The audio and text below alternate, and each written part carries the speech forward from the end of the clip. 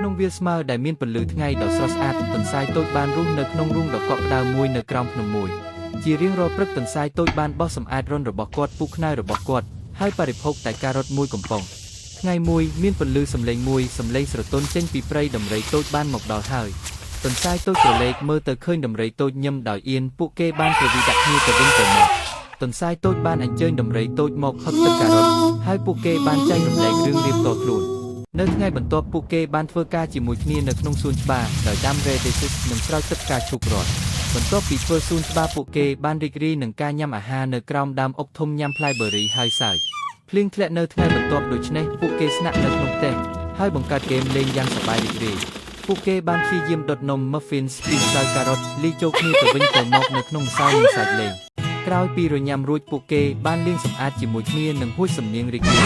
នៅថ្ងៃភ្លឺច្បាស់លាស់ពួកគេបានរុកព្រៃរកឃើញផ្សិតនិងសត្វល្អិតដែលមានពន្លឺមន្តអាគម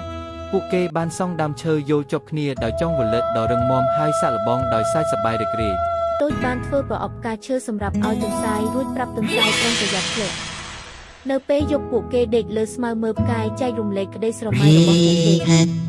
ពួកគេបានជួយសត្វកំប្រុកប្រមូលគ្រាប់និងបក្សីជួសជុលសម្បុករបស់វាដោយមានអារម្មណ៍មោទនភាព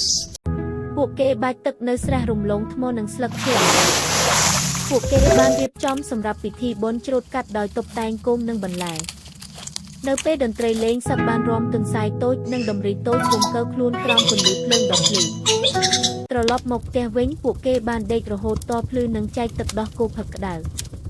ពួកគេបាននិយាយថាថ្ងៃដ៏ល្អបំផុតបានមកពីសេចក្តីសប្បុរសការយកចិត្តទុកដាក់និងរីករាយជាមួយគ្រាសាមញ្ញជាមួយគ្នាសូមអគុណសុខភាពល្អគ្រប់គ្នា